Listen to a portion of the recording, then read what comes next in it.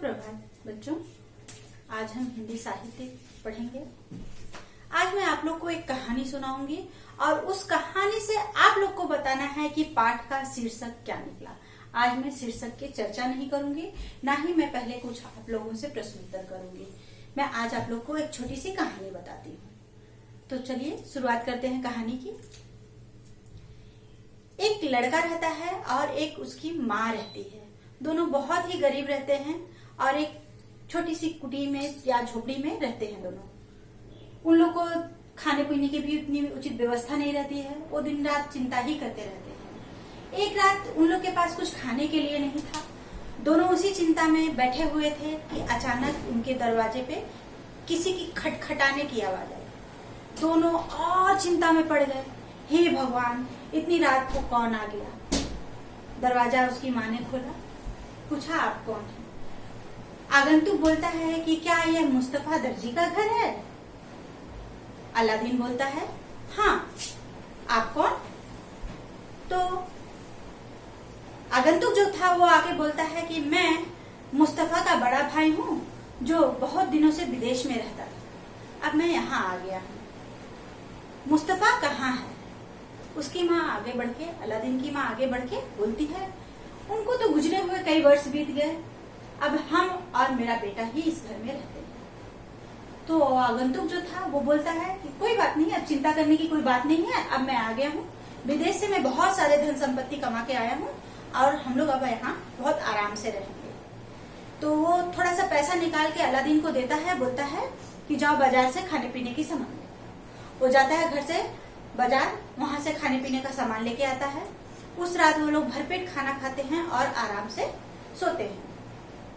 सोने से पहले उसके जो बड़े पिताजी थे वो बोलते हैं कि मैं सुबह अलादीन को कहीं बाहर ले जाऊंगा, कुछ काम है और शाम तक हम दोनों लौट आएंगे। दूसरे दिन सुबह होती है, वो अलादीन को बोलते हैं, अलादीन चलो मेरे साथ, हम लोग कहीं चलते हैं।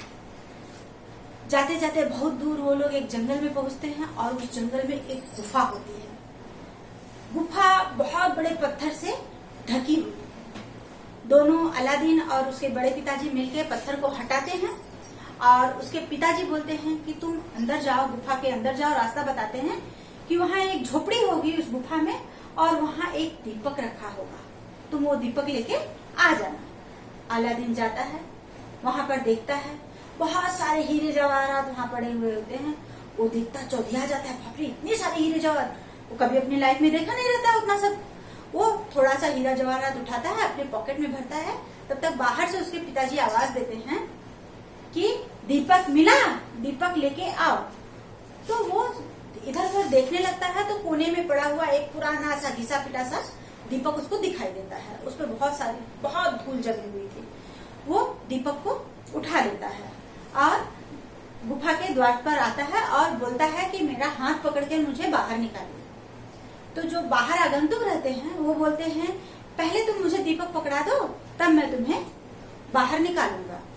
लेकिन अलादीन उनको दीपक नहीं देता। आगंतुक गुस्सा जाता है, एकदम क्रोध में भर जाता है, बोलता लो तुम अब यही करो। और वो फिर से पत्थर ढकेल के गुफा का मुंह बंद कर देता है। अलादीन चारों तरफ अंधेरा देखता है, गुफा में इधर उधर देखते रहता है। बाप रे बाप, पूरा अंधेरा। वो रोने लग जाता है, बहुत चिल्लाता है, बचाओ बचाओ। लेकिन गुफा तो बंद है, वहां से आवाज तो बाहर जाएगी नहीं। तो वो रो रो के वहां चुप से बैठ जाता है और दीपक उसके हाथ से गिर जाता है। शायद कहीं भी इधर उधर हाथ कैसे भी लगा होगा, दीपक में रगड़ लगता है तो उसमें से एक जिन निकलता है। आप लोग टीवी में देखते होंगे, जिन बहुत बड़ा सा राक्षस की तरह होता है। वो निकलता है, उसको देख के तो एकदम अलादीन एकदम से डर जाता, बाप रे ये कौन आ गया। हाँ, तो जो जिन था वो बोलता है, हुक्म मेरे आका, आप हुक्म कीजिए, क्या काम है? अलादीन डर के पूछता, आप कौन है? तो बोलता है कि मैं इस दीपक का जिन हूँ। ये दीपक जिसके पास रहता है वो मेरा मालिक हो जाता है। इस समय ये दीपक आपके पास है, ये चिराग आपके पास है, इसलिए मैं आपका नौकर हूँ। बताइए मेरे लिए क्या काम है? तब अलादीन को थोड़ा सा साहस आता है, हिम्मत होती है। तो बोलता है, ठीक है ऐसी बात है तो तुम मुझे मेरे घर पहुंचा दो, मेरे माँ के पास पहुंचा दो। वो पलक झपकाता है, देखता है वो अपने घर पहुंच गया, अपनी माँ के पास। बहुत खुश हो जाता है, उसको तो मजा आ जाता है। फिर वो थोड़ी देर बाद दीपक रगड़ता है और बोलता है कि हम मेरे लिए एक सुंदर सा महल बना दो।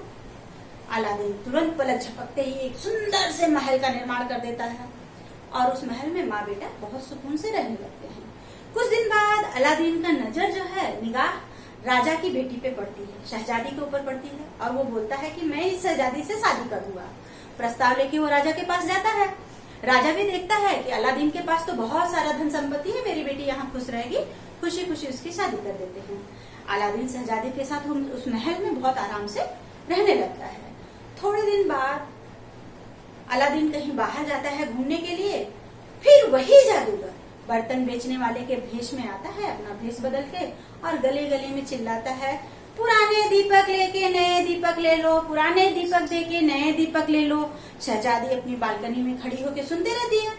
उसको भी अचानक से ध्यान में आता है, अरे मेरे भी घर में तो एक पुराना दीपक पड़ा हुआ है। वो दौड़ के जाती है, उस पुराने चिराग को दे करके नया चिराग ले लेती है। और जैसे ही वो अपने चिराग को उस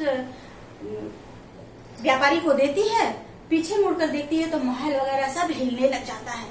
वो डर जाती है और वो जो व्यापारी रहता है वो शहजादी को लेकर उड़ जाता है। अलादीन जब बाहर से वापस आता है, ना तो उसको वहां महल दिखता है, ना उसकी शहजादी दिखती है। वो बहुत व्याकुल हो जाता है, बहुत परेशान हो जाता है।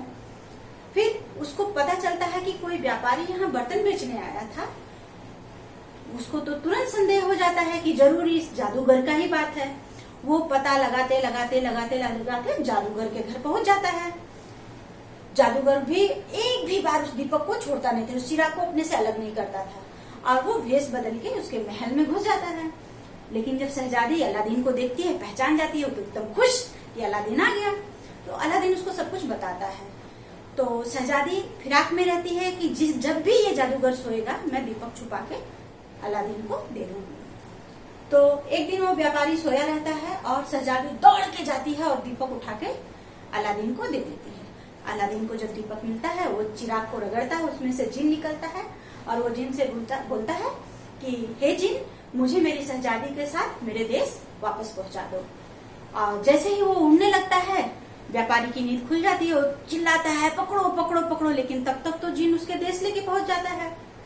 और अपने देश आकर के जब देखता है तो शहजादी के पिताजी की मृत्यु हो चुकी रहती है। तो उनके पिताजी का जो राज्य था वो भी अलादीन को मिल जाता है। इस प्रकार अलादीन अपनी शहजादी के साथ सुखपूर्वक वहाँ रहने लगते हैं। तो आप लोग बताइए इस कहानी का शीर्षक क्या निकला? इस कहानी का शीर्षक हुआ अलादीन का चिराग। बच्चों, ये बहुत ही मनोरंजक कहानी है। आपकी पुस्तक में पूरे विस्तार से दिया हुआ है। आप लोग पुस्तक पढ़िएगा, कहानी एकदम अच्छे से समझिएगा। आइए अब हम लोग थोड़े से कठिन शब्द पढ़ते हैं और शब्दार्थ पढ़ते हैं। इस सबको अपनी उत्तर पुस्तिका में लिखना है। मैं बार बार एक ही चीज आप लोग को समझाती हूँ कि मात्रा पे विशेष ध्यान दीजिएगा, क्योंकि अभी हम जब छोटी कक्षाओं में मात्रा पर ध्यान देंगे तो हमें बड़ी कक्षाओं में मात्रा के लिए कोई भी मुश्किल नहीं होगी। आइए देखते हैं। पहला है कठिन शब्द अलादीन, चिराग, किस्से, वृत्त, चिंता, पर्याप्त, जादूगर, गुफा, कोठरी, रत्नों, द्वार, स्वर, बादशाह, शीघ्रता, शहजादी। ये 15 कठिन शब्द दिए हैं। इसको अपनी उत्तर पुस्तिका में आप लोग लिखेंगे। आइए शब्दार्थ देखते हैं। इस शब्दार्थ को भी आप लोग लिखेंगे।